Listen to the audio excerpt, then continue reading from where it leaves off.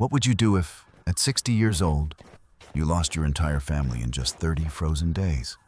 When winter pressed against the windows and COVID took not only your husband, but also your daughter and son, leaving you in a house that felt more like a tomb than a home? This is Margaret's story. Alone in an empty kitchen, she stared at 3 vacant chairs, her trembling hands clutching a bottle of sleeping pills. Outside, snow howled like a chorus of grief, and inside, silence weighed heavier than stone. Death seemed like the only door left open. And yet, something unexpected, something small and quiet, pulled her back from the edge. From that moment on, Margaret's path would not be easy. Her nights would still echo with loss, her mornings still sting with emptiness. But within that winter of despair, glimmers of faith, kindness, and everyday miracles began to appear, each one a fragile thread guiding her toward a new dawn. What force could keep a woman alive when everything she loved was gone? And how did her journey through grief transform into a testimony of resilience and hope? Share in the comments what has given you strength in your darkest times. Don't forget to subscribe so we can spread more stories of courage, love, and second chances. Snow fell relentlessly over the quiet Illinois suburb, swirling like white ashes from a sky too heavy to hold its grief. Inside a modest 2-story house of pale brick and narrow windows lived Margaret Holloway, a woman who had just turned 60. She was of medium height, her back slightly stooped from decades as a nurse, her hands lined and strong, though softened by age. Her hair, once dark, had silvered into strands that glimmered beneath lamplight. There was kindness etched into the corners of her mouth. But now her eyes bore a vacancy that unsettled those who dared to look too closely. Margaret had imagined her retirement would be filled with garden mornings and bustling Sunday dinners. Instead, the winter of 2020 brought silence and shadows. Her husband, David Holloway, had been the anchor of her life. At 58, he carried a broad frame, the kind of man whose shoulders filled a doorway, though time had given him a paunch that Margaret secretly adored. His hair was thinning, his jawline softened, but his smile still lit up a room. David was the sort of man who read the newspaper every morning and underlined passages in pen, muttering to himself about politics. He had worked as a history teacher, patient with students, though often impatient with himself. When COVID crept into their home, it was David who coughed first. Margaret had thought it allergies. She had pressed her cool hand to his forehead, only to feel fever burning hotter than the radiator. Within days, she was driving him down an icy road to the hospital. The snowstorm that night reduced the world to blurred headlights and jagged shadows. She parked, kissed his gloved hand, and watched nurses in protective gear wheel him inside. That was the last time she saw him alive. 1 week later, a doctor called her with the flat, clinical voice of a man who had already delivered too many such verdicts. "I'm sorry, Mrs. Holloway. David didn't make it." The phone slipped from her hand. Snow continued to fall, indifferent. Rachel Holloway, their 32-year-old daughter, was next. She had inherited David's tall frame, but her mother's gentle smile. A high school English teacher, Rachel wore her brown hair in a neat bun, glasses perched on her nose, and had a habit of humming while grading papers. Her students adored her patience. Her colleagues admired her resolve. Even in the pandemic, she preached caution, handing Margaret bottles of sanitizer and insisting on masks. But in late December, she confessed on the phone, "Mom, I can't taste anything." Days later, she was in the hospital. Margaret, forced to stand in the hallway beyond the glass, watched her daughter's fragile body shrink beneath machines. Rachel raised a trembling hand in farewell. 10 days later, Margaret received another call. another loss. The box of ashes arrived by courier, snow crunching beneath his boots as he handed it over like an unwanted package. Only Thomas remained. At 27, he was the family's energy. Tall and broad-shouldered, his sandy blonde hair forever tousled, his grin reckless. He played basketball with friends after work, often leaving muddy sneakers by the door, infuriating his mother, but secretly warming her heart. Thomas had struggled with responsibility switching jobs often, but his protective instinct toward his mother and sister was fierce. When David and Rachel passed, he wrapped Margaret in his arms and whispered, "You still have me, Mom." But COVID did not honor promises. Late one January night, Margaret found him collapsed in his bedroom, his face pale, lips cracked. Her hands, trained by years in nursing, performed CPR desperately, pressing against his chest, begging his lungs to rise. The paramedics arrived, their breath fogging in the cold air. But Thomas was already gone. Within 30 days, Margaret went from a house filled with laughter to a tomb of silence. David's glasses remained on the nightstand. Rachel's scarf hung limp on a chair. Thomas's sneakers sat by the door, waiting for footsteps that would never come. Snow pressed against the windows, muffling the world. Inside, grief roared louder than any storm. What made it unbearable was the absence of ritual.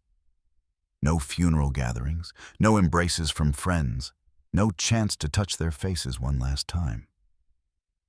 The pandemic had stripped even mourning from her. Researchers later would call it hidden limbo grief. Margaret simply called it cruelty.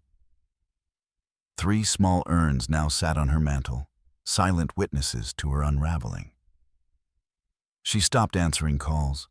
Neighbors left casseroles on the porch, their lids frosting over in the cold.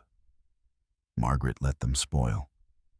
She abandoned cooking, ate crackers when hunger stabbed, and otherwise let her body waste. Her reflection in the bathroom mirror startled her hollow cheeks, gray skin, eyes ringed with shadows. She looked like a ghost haunting her own home. Night was worst. She sat at the kitchen table, a single lamp casting yellow light over 3 empty chairs. Sometimes she thought she heard David's chuckle from the den, Rachel's voice humming, Thomas bounding up the stairs. Each phantom sound broke her further. One night in mid-January, she opened a bottle of sleeping pills. Her hands shook as she poured them onto the table, small white dots against the wood. Tears blurred her vision. She whispered into the cold silence, "What is left for me?" She raised one pill to her lips when a flicker of light caught her eye. Through the frost-rimmed window, the stars pierced the sky, sharp and glittering. She remembered David once telling Rachel that every star was a soul watching over them. Margaret froze. She felt the cold pill in her palm, the weight of despair pressing her chest. And yet, she could not move. She stared at the stars until dawn began to lighten the snow. The pills remained untouched, but Margaret knew she had only postponed a decision. The question still lingered in her mind, sharp as the wind outside. If life had stripped her of everything, what reason did she have to remain? The snow did not stop falling. Each morning, Margaret awoke to the sound of wind rattling the shutters. Each evening ended with a sky that bruised itself into darkness far too soon. Time lost its shape. January bled into February, yet for her it was all the same day. Gray, cold, unbearable, Margaret's once tidy house grew untended. Plates stacked in the sink, dust gathered on picture frames, laundry remained unfolded in baskets. She shuffled through rooms in her worn wool cardigan, the sleeves too long for her shrinking frame. Her once steady hands trembled when she tried to write a grocery list. She had stopped bothering to buy much food. Crackers, tea, sometimes soup from a can, that was enough to keep her body moving, though she wished it would not. Sleep betrayed her. Nightmares replayed the hospital calls, the sound of David's voice fading, Rachel's last wave, Thomas's collapsed body on the floor. She would wake gasping, convinced she heard footsteps on the stairs, only to find silence pressing against her ribs. In the darkest hours, she would sit by the frosted kitchen window, candlelight flickering, whispering names into the void. Each whisper went unanswered. Her body, once resilient, began to falter. Margaret lost weight, her cheeks hollow, her clothes hanging loose. Her knees ached from disuse, her breath grew short with even minor exertion. She no longer resembled the strong nurse who had once worked double shifts. Instead, she moved like a shadow, slow, uncertain, fragile as porcelain left too close to the edge of a shelf. Friends tried to reach her. Elaine Carter, a woman in her late 50s with curly auburn hair and a brash laugh that once filled church halls, called every week. Elaine had been Margaret's neighbor and friend for decades. She was practical, outspoken, sometimes harsh, but loyal. On the phone, her voice now softened. "Mags, you need to pick up. Just let me hear your voice." But Margaret stared at the blinking light of the answering machine, frozen by a mixture of shame and exhaustion. She could not bring herself to answer. Neighbors continued to drop casseroles and loaves of bread, wrapped in foil that frosted over before she opened the door. Sometimes she threw them away untouched. Other times she let them sit until mold grew, as if her refusal to eat mirrored her refusal to accept help. One afternoon in late February, she tried to read again. She reached for one of Rachel's favorite novels, Wuthering Heights, its cover worn. Rachel's handwriting scribbled in the margins, but after only a few lines, the words blurred. Her chest tightened. The book slipped from her lap, thudding to the floor. She curled into herself, rocking, whispering, "Why not me? Why them?" The question repeated until it was no longer language, but a sound of despair. Outside, children played in the snowbanks, their laughter muffled through the glass. Margaret watched them from behind curtains, their red scarves and pink cheeks a cruel contrast to her hollowed solitude. One boy threw himself backward into the snow to make an angel. She turned away, her throat burning. Some nights, she found herself drawn again to the bottle of pills. She kept it in a drawer by her bed, half filled, its white plastic cap shining like a beacon. She would take it out, shake it, hear the rattle that promised silence. Yet always something stopped her hand. Sometimes it was the faint memory of David's chuckle, sometimes the ghost of Rachel's perfume in the hallway, sometimes the image of Thomas's sneakers by the door. These fragments kept her from crossing the line, but they did not give her reason to live. She existed in limbo, trapped between the urge to leave and the fear of leaving. By early March, the snow began to thaw, though Margaret hardly noticed. Icicles dripped, revealing gutters. Patches of dead grass appeared. Yet inside her house, it remained winter. One evening, while sitting in the dim living room, she finally answered Elaine's call. Her voice cracked with disuse. "Margaret?" Elaine asked, relief flooding her tone. "Thank God." "I was about to drive over and break down your door," Margaret tried to answer, but only managed to whisper. "I can't do this."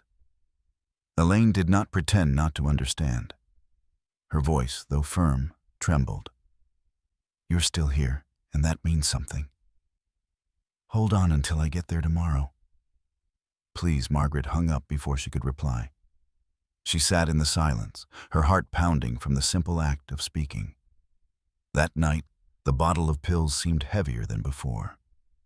She set it on the table, stared at it until dawn, and wondered if Elaine would really come. The first thaw came quietly, melting icicles dripping onto the porch railings, revealing the damp earth beneath snow.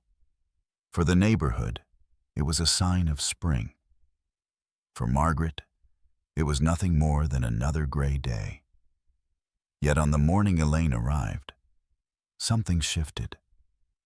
Elaine Carter stood on the porch, wrapped in a heavy green coat that made her broad frame seem even larger. Her auburn curls spilled messily from beneath a knitted hat, her cheeks flushed from the chill. She had been Margaret's neighbor for nearly 30 years, known for her boisterous laugh that could be heard across backyard fences and her habit of speaking bluntly when others hesitated. Widowed young, Elaine had raised 2 sons alone, and the hardness of those years had given her a voice like gravel and a will like iron. She knocked on the door, hard enough that Margaret startled. When no answer came, she called through the wood. "Mags, it's me. You don't open this door. I'll make enough noise the whole street hears." Margaret, frail and unkempt in her cardigan, shuffled forward. She hesitated, her hand trembling on the lock. At last, she turned it. Elaine stepped inside, her eyes sweeping the dim interior, the dishes crusted in the sink, the stale air heavy with neglect. The woman before her hollow-cheeked, hair uncombed. "Oh, Mags?" Elaine whispered, her bravado slipping for a moment. She reached out, gripping Margaret's shoulders with firm, warm hands. "I'm here now." The tears Margaret had dammed up for weeks broke loose. She sagged against Elaine's chest, the sobs shaking her thin frame. Elaine held her until the storm passed, murmuring, "That's it. Let it out." No pretending. Over tea, Elaine tried to coax Margaret into conversation. She asked about meals, about sleep, about church. Margaret answered little, her voice barely above a murmur. At last she admitted, "Sometimes I think about not being here." Her eyes flicked toward the drawer where the pills still lay. Elaine's jaw tightened, but her tone remained steady. "I figured as much. That's why I came. You don't get to do this alone, Mags. If you want to scream, scream at me. If you want to collapse, I'll catch you. But you stay here." It was the first time Margaret had felt a tether strong enough to keep her from slipping away. A week later, Margaret opened her mailbox to find a folded piece of paper. It was a crayon drawing, shaky but earnest. A yellow sun shining over a house with smoke curling from its chimney, and 3 stick figures with halos above their heads. On the bottom was scrawled in uneven handwriting, "For Mrs. H. from Lily." Lily was the granddaughter of Margaret's neighbor, the Johnsons. She was a thin, shy girl of about 8, with long blonde hair always tied in 2 braids and a gap-toothed smile that flashed like sudden sunlight. Lily often visited her grandparents next door, trailing her stuffed rabbit everywhere she went. Margaret had hardly noticed her before, but now the child had noticed her. Margaret held the drawing with trembling fingers. Tears blurred her vision again, but this time they carried warmth. She pinned it on the refrigerator, the first color to break the monotony of her gray kitchen. Encouraged by Elaine, Margaret attended an online grief support group. At first, she left her camera off, listening only.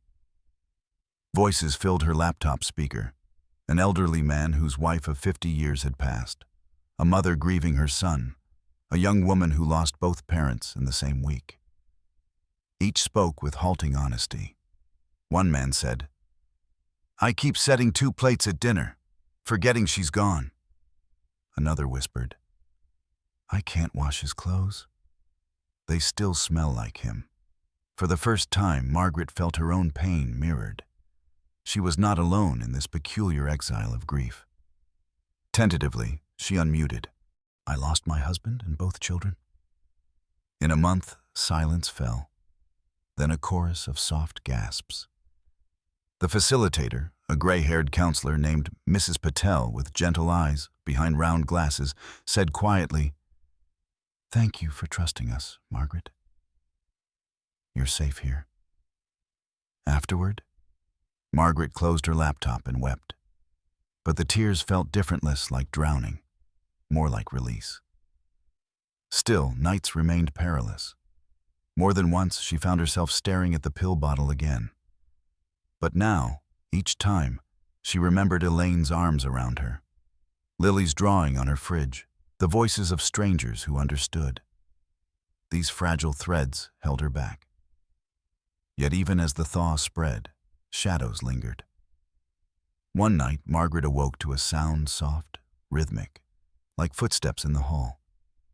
She rose, heart pounding, and followed the noise. But the hall was empty, the floor cold beneath her feet.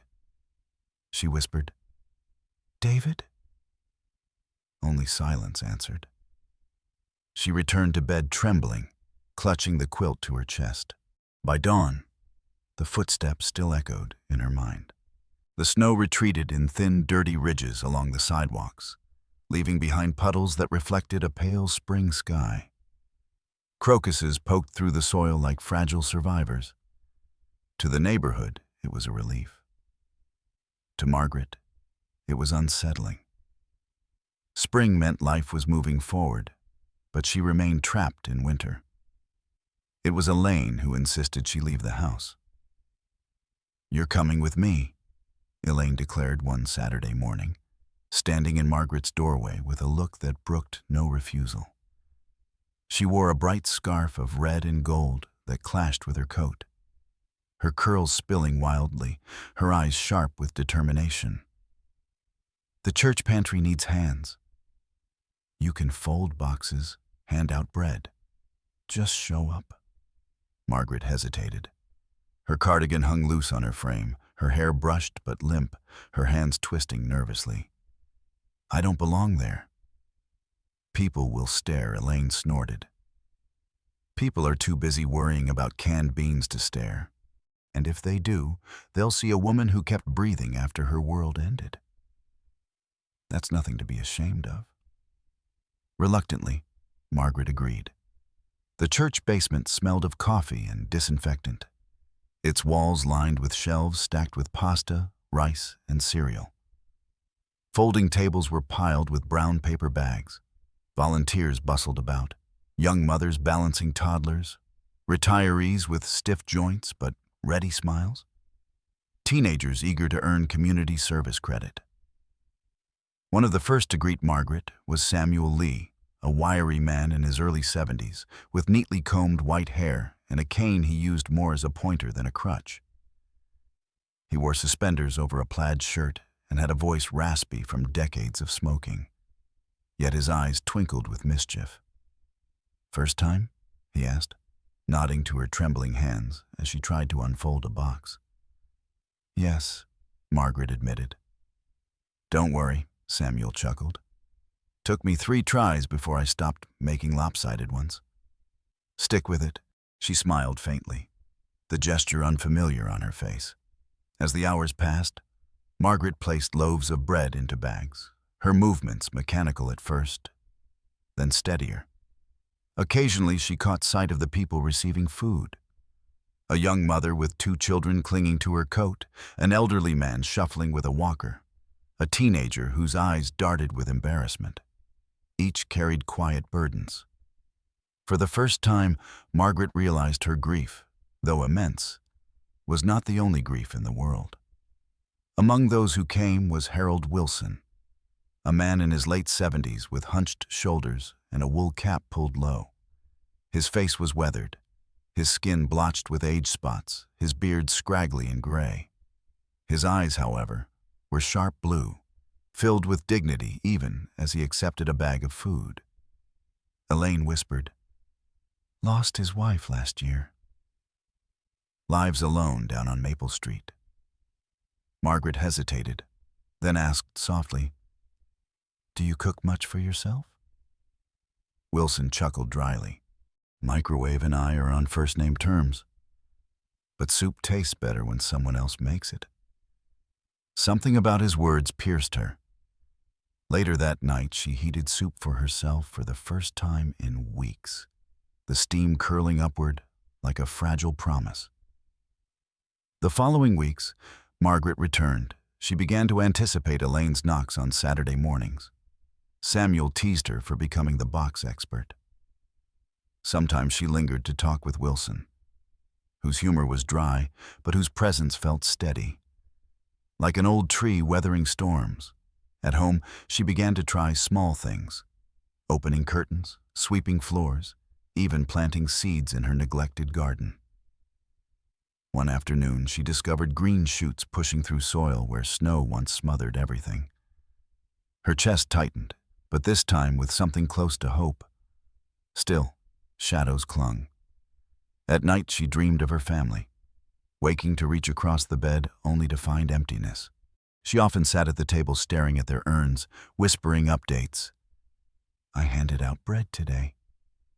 People smiled. "I didn't think I could do it." The silence remained. But the act of speaking eased her loneliness. One evening, Wilson appeared at the pantry with a jar of homemade jam. "My wife used to make it," he explained, his hands shaking as he held it out. "I thought maybe you'd like it." Margaret accepted, tears stinging her eyes. The gesture reminded her that kindness flowed both ways. She was not only receiving, it seemed she was giving something back simply by showing up. And yet, even as spring brightened, there remained a night when Margaret returned home and found the pill bottle still waiting in the drawer. She sat staring at it, torn between the darkness of habit and the faint glimmers of light. Her hand hovered. She whispered, "Not tonight." She set it back. But as she drifted into uneasy sleep, a question gnawed. Would she ever truly be free from its pull? By late spring, the air had softened. Tulips bowed their bright heads in front yards, and the neighborhood was alive with birdsong. The snow that once sealed Margaret's house into silence was long gone. But inside, she still carried a winter that refused to melt. Yet something stirred within her, a small desire to see if she could still create, still remember the woman she had been before loss. One afternoon, Elaine appeared with a set of watercolor paints. "You used to sketch," she reminded. "Remember those doodles you made during choir practice?" "Well, it's time you did more than doodle." Margaret hesitated. She had not held a brush in decades. But that night, under the yellow glow of her kitchen lamp, she unfolded a pad of paper and dipped her brush into blue. Her hand trembled, the first strokes uneven. But as color spread across the page, she felt something unlock. She painted a simple flower, clumsy but bright. For a moment, the ache inside loosened. The next day, she opened a box of old photographs. There was young Margaret with long, dark hair, smiling wide in a floral dress, David beside her with his arm proudly around her waist. Another photo showed Rachel as a child, missing front teeth, clutching a book nearly bigger than her. Thomas at 12, dirt on his cheeks, grinning after a baseball game. Margaret traced each face with her finger, tears spilling. But instead of despair, there was gratitude. She had lived those moments, and they remained hers. Encouraged, she joined a small art class at the local community center. The instructor, a woman in her 40s named Caroline Meyer, had cropped blonde hair, paint-splattered jeans, and an infectious laugh. Caroline believed mistakes were part of art. "Let the paint run wild," she told them. "Life is messy, so is beauty." Among the students was a retired librarian who painted careful trees, a young mother sketching her child, and Margaret, rediscovering hands that could still create. She painted landscapes, rolling hills, wildflowers, rivers like silver threads. Each picture was imperfect, but in them she saw herself beginning to take shape again. Outside class, Margaret began walking more. One bright May morning, she took a path by a nearby lake. The air smelled of wet earth and budding leaves. Families picnicked, teenagers skipped stones, an old couple fed geese. Margaret walked slowly, her cane tapping, her breath steady. She paused at the water's edge, watching ripples spread from a single stone.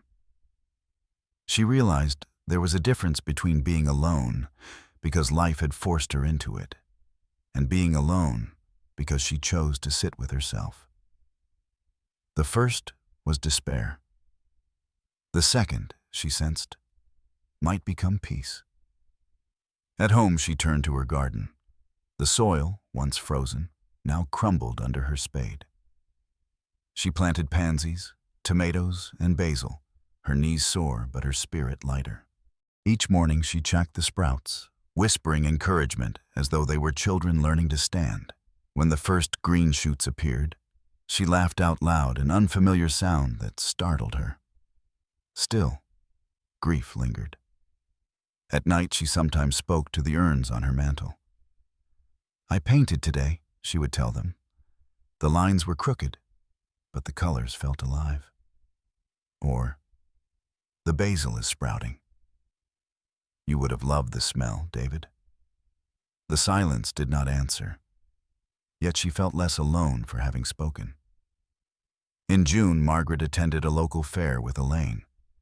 Booths offered homemade honey, knitted scarves, watercolor postcards. She bought a small pendant shaped like a star, remembering David's words about souls watching from the sky. When she clasped it around her neck, it felt like carrying a promise. Yet shadows did not disappear completely. One evening, as the sun set in streaks of orange and violet, she felt a sharp ache of guilt. Could she dare to smile, to paint, to garden, when her family was gone? She sat in the garden, her hands dirty, whispering, "Forgive me." The wind rustled the leaves as if answering, though no voice came. That night, as she washed her brushes, Margaret heard something outside. A soft scratching at the back steps. Her breath caught. She turned off the light and peered into the twilight. There, in the shadows, two glowing eyes stared back. The eyes in the dark belonged to a dog, large, imposing, yet trembling with hunger and fear. He stepped into the light, revealing himself as a German shepherd. His coat, once glossy, now dulled with dust. Patches of fur tangled, ribs faintly showing. His ears stood tall, alert, though one bore a small scar, hinting at a rough past. His amber eyes locked on Margaret with both wariness and desperate need. Margaret's breath caught. This was no fragile puppy. This was a creature built for strength and loyalty, yet now abandoned, shivering in the night. For a long moment she hesitated. How could she, still fragile herself, care for such an animal? But when the shepherd lowered his head, tail flicking low, and let out a whine that seemed to carry the weight of loneliness, something in her broke open. She knelt, knees aching, and whispered, "Come here, boy." Slowly, he padded forward, powerful paws soundless on the wooden steps. He pressed his cold nose into her hand, and when she stroked the rough fur between his ears, he leaned into her touch with a sigh so human it startled her. She brought him inside, fed him leftover chicken and warm broth, and bathed the dirt from his coat. His size filled her small kitchen, his presence commanding, yet his eyes softened whenever she looked at him. Margaret named him Ranger, remembering how David had once dreamed of owning a shepherd when they were first married.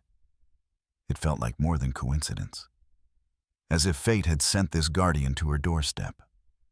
Ranger followed her everywhere, lying at her feet when she painted, patrolling the garden while she dug in the soil, nudging her awake from nightmares with a gentle paw. The silence of the house was broken by his steady breathing, the click of his claws on the floor, the quiet thump of his tail. Encouraged by Elaine, Margaret joined the local book club. The library's sunlit reading room smelled of dust and paper, its high windows casting gold across rows of shelves. Margaret clutched her copy of The Secret Garden, her voice trembling as she read a passage aloud. To her surprise, heads nodded, eyes softened. Even George Whitaker, a broad-shouldered widower with weathered hands and a trimmed silver beard, smiled faintly. His wife had died of cancer, and though grief lingered in his deep-set eyes, he carried himself with a calm steadiness. After the meeting, George walked with her to the parking lot. Ranger trotted beside them, ears pricked, protective. George extended a hand. "He's magnificent," he said, scratching Ranger's chin. "Strong, loyal, just like they're meant to be." Margaret murmured, "His name is Ranger." She glanced at George, surprised to see the way Ranger leaned trustingly into his touch. Weeks turned into routines. Saturdays at the pantry, Tuesdays at book club, Thursdays at dance class. Elaine, exuberant as always, insisted Margaret join. At first, Margaret's limbs felt stiff, her cheeks flushed with embarrassment, but as violins swelled and feet shuffled clumsily across the church hall, laughter rippled. George danced with her once, stepping on her toes, bowing dramatically in apology. She laughed until tears blurred her vision, Ranger watching from the edge of the hall as if guarding her joy. Ranger became more than comfort, he became a bridge.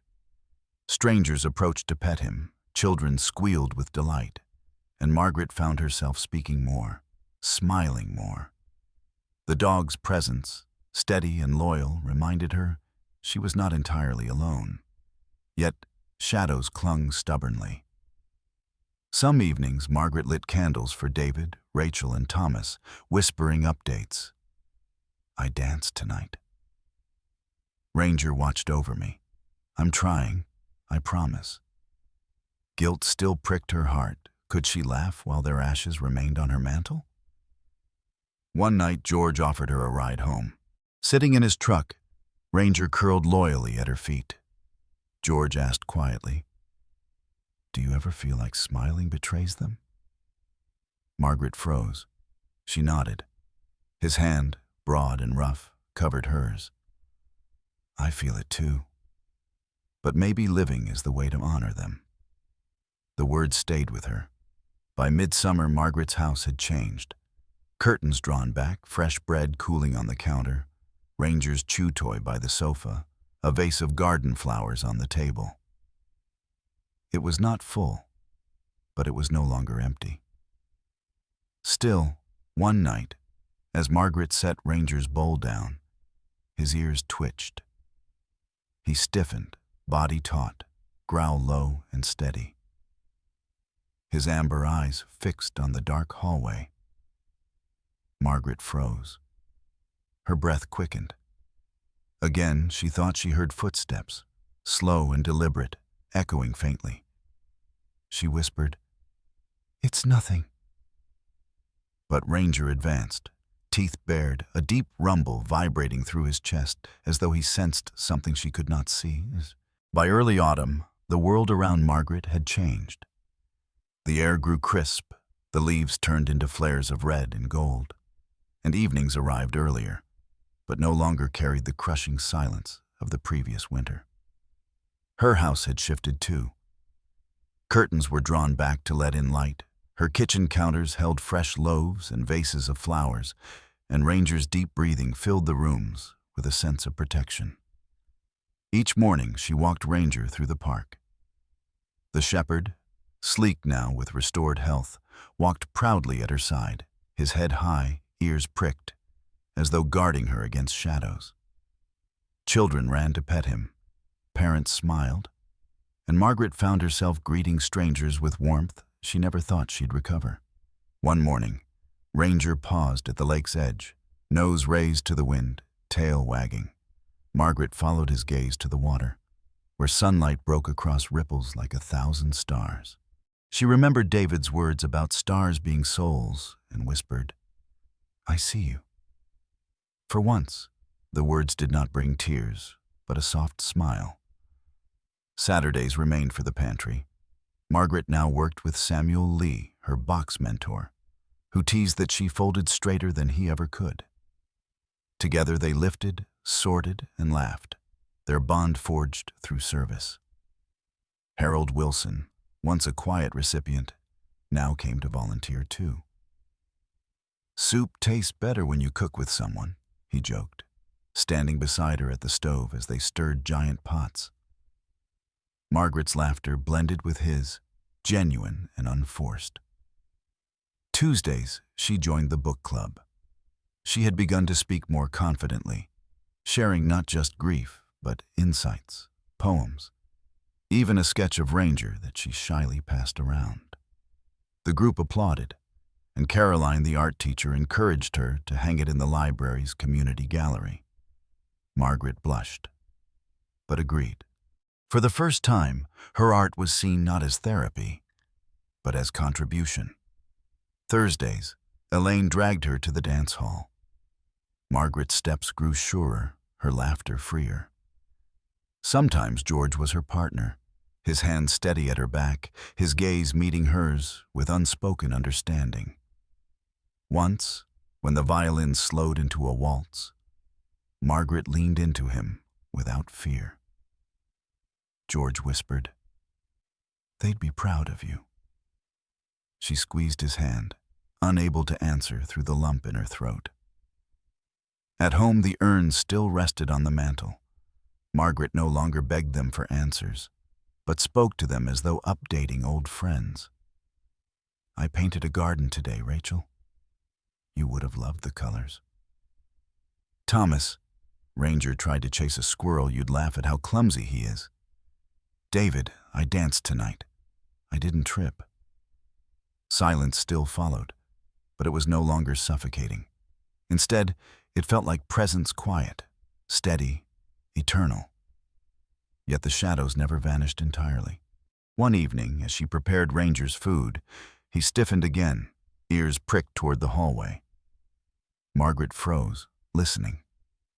For a heartbeat, she thought she heard the faint sound of footsteps.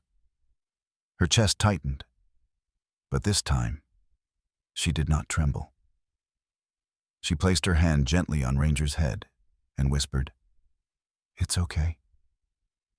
If they're here, they're watching over us." Ranger relaxed, leaning against her leg.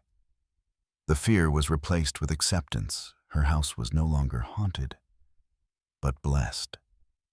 In late October, Margaret stood in her garden as dawn broke. The sky blushed pink and gold, dew clung to the grass, and the first frost sparkled like diamonds. Ranger bounded beside her, nose in the air. Elaine appeared at the gate with coffee. George followed with fresh apples, and the three of them stood quietly, watching the light spill across the world. Margaret whispered, "I'm still here." This time the words carried no despair, only triumph. She had not erased the pain, but she had built a life around it. The house, once a tomb, had become a hearth again. Her days were stitched together not by perfection, but by resilience, kindness, and love, fragile but real. And as the sun rose higher, casting warmth over her face, Margaret realized she had found what she thought impossible, a new dawn.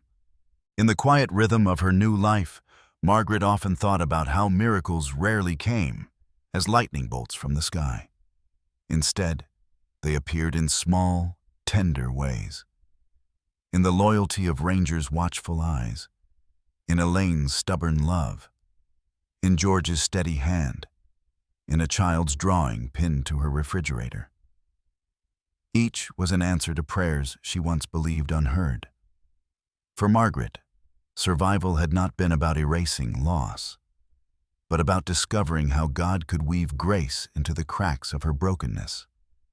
The same winter that had threatened to bury her had also planted seeds of resilience, watered by faith and nurtured by kindness. She had learned that miracles were not always grand gestures. They were daily mercies, sent by a God who never abandoned her. And perhaps that is the lesson for all of us. that even in our darkest nights, dawn still waits.